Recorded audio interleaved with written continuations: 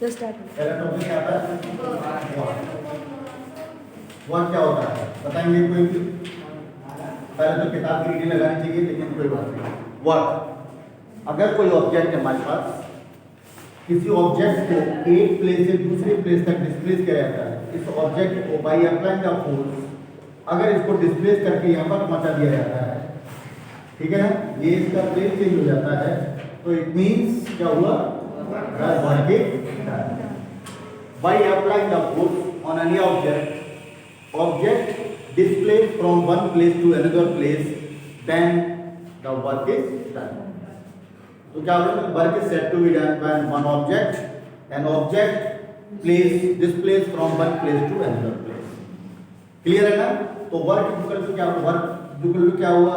F into S. S क्या है? Distance. इस जगह से यहाँ तक इसको डिस्प्लेस किया, that is known as distance. ठीक है ना? वर्क डन क्लियर हो गया।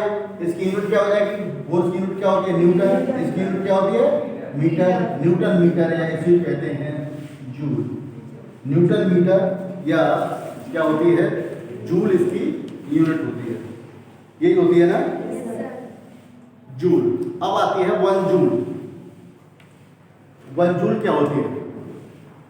1 जूल वर्क क्या होता है बताएंगे कुछ? 1 जूल, अगर हम 1 न्यूटन फोर्स एनी ऑब्जेक्ट, अगर किसी ऑब्जेक्ट पर 1 न्यूटन का फोर्स अप्लाई किया जाता है, 1 न्यूटन का force displace the object up to 1 meter, displace the object up to 1 meter, then work done is said to be 1 joule. 1 Newton force applied on an object to displace that object up to 1 meter, that work done is known as 1 joule. Clear है? Joule is the unit of the newton meter भी इसकी unit कही जाती है और joule भी इसकी unit कही जाती है। अब ये तो रहा वर्क हमारा किस पे है? हॉरिजॉन्टल। अब हमारा क्या होता है वर्क? तो फॉर्मूला ही रहेगा। उसके बाद नेक्स्ट आता है, एक होता है दूसरा, ये तो क्लियर हो गया। यहाँ पर F इक्वल टू क्या होगा हमारे पास? ma। F इक्वल टू क्या होता है? ma। ये एक्सीलरेशन क्या होता है? Rate of change of velocity. जब कोई ऑब्जेक्ट है मूव कर रहा है हॉरिजॉन्टल सरफेस पर, तो क्या होगा? वहाँ एक्सीलरेशन होगा। तो ये तो रहा वर्क ऑन मोशन पे। अब इस पर दूसरा होता है वर्क डन अगेंस्ट ग्रेविटी। अगर कोई ऑब्जेक्ट ऊपर जा रहा है, ठीक है, ऊपर जा रहा है या नीचे जा रहा है, then the work is done. तो उसको कहते हैं work done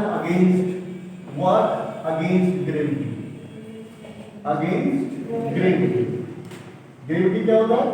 you know variable of gravity यहाँ पे फोर्स ऑफ अर्थ। जो फोर्स अर्थ अप्लाई कर दिया on object to attract toward the center, that is known as gravity. तो उस केस में क्या हो जाएगा? वहां पर जो F इक्वल टू क्या होगा? वो F इक्वल टू क्या होगा? वो mg होगा। In place of A acceleration कब होता है? जब मोशन में होता है ऑब्जेक्ट। G क्या होता है? फिक्स होता है। G तो एक प्लेस का फिक्स होता है। मून पे जाएंगे अलग ग्रेविटी होगी, अदर प्लेसेस जाएंगे तो ग्रेविटी चेंज होती है by changing the place. But तो F इक्वल टू mg, तब वर्क डन क्या होगा? इस केस में अगेंस्ट ग्रेविटी का W इक्वल टू क्या होगा? यहाँ पर work done equal to F into h की जगह पर क्या हो जाएगी? अब h क्यों हो जाएगी? we are throwing the object upward direction और downward direction, then क्या होगी? वहाँ पर height in place of distance की जगह पे क्या हो जाएगी? वहाँ हाइट हो जाएगी। तो W इक्वल टू क्या होगा? mgh। वर्क अगेंस्ट ग्रेविटी होगा W equal to mgh। Clear हो गया? फोर्स क्लियर हो? फोर्स तो जानते हैं सब। फोर्स क्या होता है? Push and pull called the force. Unit of force is newton. Clear है? तो इस तरह से हम वर्क, एक तो वर्क रहा हॉरिजॉन्टल पर और दूसरा अर्थ की सरफेस पर, और एक है अप एंड डाउन में, then against gravity. W equal to mg। Unit वही होगी जूल। यूनिट में कोई चेंज नहीं होगा। That is work is work either the against gravity और on the surface of the earth. Clear है ना? कभी कभी आपने देखा हो, you apply the force on a ball. अगर आप बॉल पर फोर्स लगा रहे हैं तो you are doing the work, तो कर रहे हैं, कहा जाएगा नहीं एक्सटर्नल वर्क नहीं हो रहा, your muscles are doing the work, you get tired, but there is no external work is done because the object is same place. Ball अपनी जगह पर खड़ी हुई है, तो वहां पर कोई वर्क नहीं कहा जाएगा। समझ आ नहीं आ रहा? तो इस तरह से ये होता है। उसके बाद दूसरा टॉपिक इसी में आता है, इसी में करेंगे। उसके बाद आता है नेक्स्ट टॉपिक है work done against gravity. Clear हो गया ये? तो उसके बाद आता है एनर्जी। एनर्जी क्या होती है? उसके बाद नेक्स्ट टॉपिक है energy. Capacity to do work is known as energy, या ability to do work is known as energy. Clear है? तो अब आती है जो second topic is energy. Clear है? एनर्जी में क्या होता है? एनर्जी क्या होती है? Capacity to do work. अगर तो इसे भी capacity to do work known as energy. क्या है? टू टाइप्स होती है हमारे पास। कौन सी होती है? सबसे एक तो होती है कौन सी? पोटेंशियल एनर्जी, है पोटेंशियल एनर्जी, और दूसरी कौन सी होती है? Kinetic energy. काइनेटिक एनर्जी और पोटेंशियल एनर्जी। पोटेंशियल क्या होती है और काइनेटिक क्या होती है, बताइए। पोटेंशियल क्या होती है? अगर कोई ऑब्जेक्ट, जैसे किसी ऑब्जेक्ट को उठाया, उसका पोजीशन चेंज करते हैं, on changing the position of any object the energy is produce, तो that is known as potential energy. Clear है? अगर किसी ऑब्जेक्ट को, अभी ये 5 kg का कोई वजन था, उसे उठाया, ठीक है, फिर दोबारा जमीन पर पटका, तो क्या हुआ? That is work done. कहेंगे आप उस पोजीशन पे थी, 5 किलो जमीन पे भी था, वहां भी 5 kg। अगर उसको किसी पैर पर पटक गया तो क्या होगा? तो उसे तोड़ देगा वो, तो उसने वर्क किया। समझ आ रहा नहीं आ रहा? तो क्या? That is potential energy. Definition है इसकी, क्या डेफिनेशन है उसमें देखिए। Energy possessed due to its position, energy possessed due to its position is known as potential energy. Clear है? दूसरी होती है इसकी एनर्जी, और इसकी एनर्जी यूनिट क्या हो जाएगी? इसकी एनर्जी की यूनिट भी क्या होती है? जूल होती है। वर्क और एनर्जी, वर्क एक दूसरे को वर्क करेंगे तभी तो एनर्जी होगी, एनर्जी है तो वर्क होगा। ठीक है? दूसरी होती है kinetic energy possessed due to its motion. अगर मोशन हो रहा है, कभी देखो पत्थर लेंगे हाथ में और उसे तेजी से मारे तो क्या होगा? वो किसी गिलास में मारे तो तोड़ देगा, उसमें क्या होगा? वर्किंग एफिशिएंसी प्रोड्यूस होगी, दैट इज नोन एज क्या होगी? Kinetic energy. वहां क्या होगी? मोशन से हुई है उसमें एनर्जी प्रोड्यूस, तो that is known as kinetic energy. तो पोटेंशियल एनर्जी का फॉर्मूला रहता है U इक्वल टू, फॉर्मूला होता है इसका H। पोटेंशियल केस में इसके काइनेटिक एनर्जी का फॉर्मूला होता है kinetic energy equal to half mc²। यहां पर क्या हो रहा है? मोशन हो रहा है, एनर्जी मोशन से प्रोड्यूस हो रही है, दैट इज काइनेटिक एनर्जी, और जो पोजीशन से एनर्जी प्रोड्यूस हो रही है that is known as potential energy. Unit both के दोनों की एक ही यूनिट है, joule is the unit of this. ठीक है? तो ये रहा हमारे पास काइनेटिक एनर्जी और पोटेंशियल एनर्जी। क्लियर है? इसमें कोई प्रॉब्लम नहीं होनी चाहिए। ठीक है?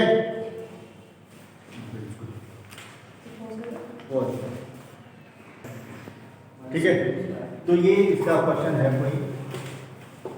A car is being 100 kg and traveling at a speed 30 meter per second. Stop at a distance of 50 meter. Deaccelerating uniformly. What is the force exerted on it by brakes, or what is the work done? तो सबसे पहले given क्या है? सबसे पहले क्या दे रखा है? m इक्वल टू दे रखा है 1000 kg। ठीक है? और क्या दे रखा है? u इक्वल टू 30 मीटर पर सेकंड, और क्या दे रखा है? Stop, it means final velocity क्या होगी इसकी? 0। क्लियर है? It stop, it means final velocity by applying the force it stop. तो और कितनी दूर चल के रुक जाती है वो? s इक्वल कितनी हो गई? 50 मीटर। 50 मीटर बाद वो रुक जाती है। क्लियर है? तो सबसे पहले क्या निकलवा रहा है वो? What is the force? तो F इक्वल टू क्या फॉर्मूला होता है? F इक्वल होता है ma। m is already given, तो we have to find the value of a। a कैसे फाइंड करेंगे? a इक्वल टू इसका फॉर्मूला होता है v minus u upon t। नहीं लगेगा क्योंकि टाइम इज नॉट गिवन। अब हमारे पास there are 3 equation of motion है हमारे पास। कौन सी है? पहली है v equal to u plus at, दूसरी है s equal to ut plus half at square, और third is v square is equal to u square plus 2as। Clear है? तो फर्स्ट एंड सेकंड नहीं काम में आएंगी क्योंकि यहाँ पर t is not given in the question, तो फॉर थर्ड ओनली थर्ड वाली यूज होगी, तो क्या होगा? v square is equal to u square plus 2as। v कितना है? 0 का square is equal to u square 30 square plus 2a, you have to find s is 50। Clear है? तो यहाँ से क्या होगा? 900 plus 100a is equal to 0। Such that employs, तो A इक्वल कितना आ जाएगा -900 अपॉन 100, दैट कितना होगा -9 मीटर पर सेकंड स्क्वायर। एक्सीलरेशन की यूनिट क्या होती है, मीटर पर सेकंड स्क्वायर। तो इस तरह से A हमने निकाल लिया। अब आप निकालें क्या, F निकाल लिया, तो F इक्वल क्या हो जाएगा, M क्या है 1000, ये क्या है 9 माइनस साइन, नेगेटिव साइन क्या शो करता है, retardation, negative sign notes with the retardation. Retardation velocity decrease हुई है, जब वेलोसिटी डिक्रीज होती है तो एक्सीलरेशन, वेलोसिटी डिक्रीज तो क्या होगा, वो रिटार्डेशन कहते हैं। नेगेटिव साइन यूज नहीं होगा, sign is only for that this for the retardation. तो कितना आ गया 9000 न्यूटन। पहला आंसर आ गया आपका 9000 न्यूटन। क्लियर है। उसके बाद सेकंड थिंग क्या था, उसके बाद आ रहा है हमारे पास कोई बात नहीं, उसे रिटार्डिंग फोर्स कहते हैं, रिटार्डिंग फोर्स, इसको लिख सकते हैं आप रिटार्डिंग फोर्स, ठीक है। रिटार्डिंग फोर्स, ये रिटार्डिंग फोर्स अपोजिट डायरेक्शन लग रहा है, that is known as retarding force. Clear है, उससे नेगेटिव से फर्क नहीं पड़ रहा। उसके बाद जो वैल्यू है वो एक्चुअल क्या है, वो 9000 की, ठीक है। बुक शो कर रही है, वो ठीक है, वो अपनी जगह पे, क्योंकि वो कह रही है कि that is the opposite force by applying it, okay. उसके बाद क्या आता है बॉटम क्या होता है, W equal to F into S। F आपके पास कितना है 9000, S कितना है 50, कितनी दूर है, कितना हुआ 50, मल्टीप्लाई कर दीजिए, तो दैट इज कितना हुआ 9 5 जब 45 क्या है, कितनी आ गई 4, तो इसको उसमें ले रखा है 4.5 into 10 की पावर 1 2 3 4 5, 5 क्या हुआ जूल, समझ आ रहा। तो वर्क को इस तरह से दिखाएं। क्लियर है, ये पहले ये तो इस तरह का तो सेकंड चैप्टर में भी था, ये तो we have already discussed in second chapter, only this part is for this chapter. Clear?